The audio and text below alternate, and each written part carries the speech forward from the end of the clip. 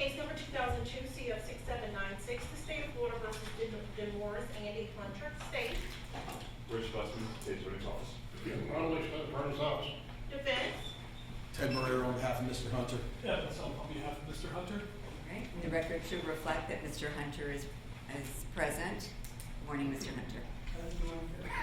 I am well, thank you.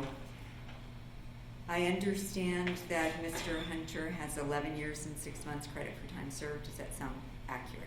Sounds about right, Judge, yes. All right. And what are court costs in this case?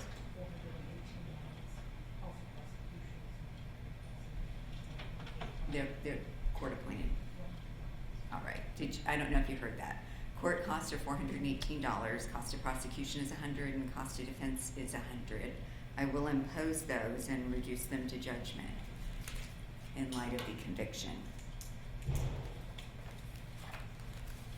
And I gave Mr. Self an affidavit of indigency for purposes of appeal.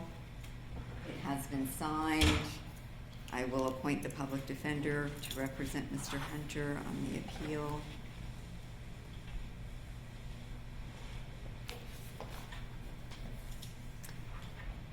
Mr. Hunter, you were found guilty by a jury of your peers of the first-degree murder of Theresa Green.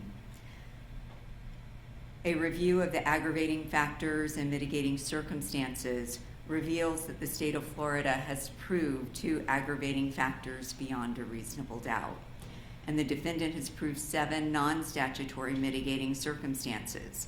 However, the weighing process to be undertaken by the court is qualitative and not quantitative. As to count 1 of the indictment for first-degree murder of Theresa Ann Green, the court has carefully considered all of the evidence presented during the guilt phase, the penalty phase, the Spencer hearing, and the sentencing memoranda submitted by the state and by the defendant. The court has independently considered and weighed each aggravating factor found unanimously to exist by the jury, as well as each of the 7 mitigating circumstances argued by the defense, to decide the appropriate sentence in light of the evidence. The court has considered and given great weight to the unanimous jury recommendation of death.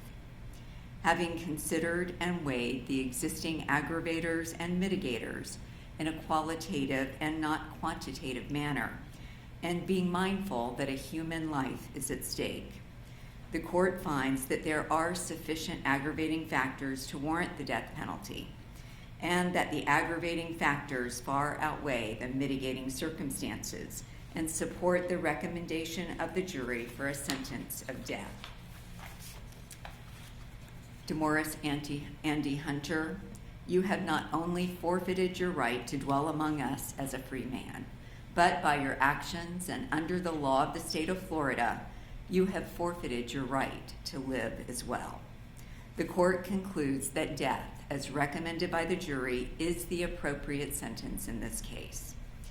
Therefore, Demorris Andy Hunter, having previously been adjudicated guilty of the first-degree murder of Theresa Ann Green, I hereby sentence you to death. It is the order of this court that you, Demorris Andy Hunter, be incarcerated within the appropriate facility of the Florida Department of Corrections, and there to be kept in close confinement until the date your execution is set. That on the date of your execution you shall be taken to the death chamber, and you shall be put to death in a manner prescribed by law. This sentence is subject to automatic review by the Florida Supreme Court, and you have the right to have an attorney represent you in preparing, filing, and arguing that appeal. I have appointed the public defender to represent you on that appeal.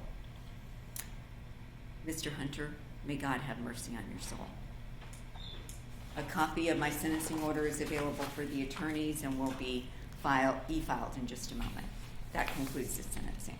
Your Honor, I'm sorry, but Mr. Hunter had asked permission to address the court briefly. That was done at the Spencer hearing, and I will not take any further evidence at this time.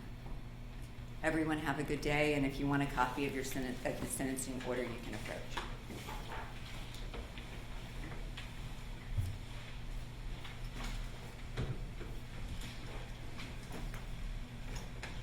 we will be in recess until 9:30.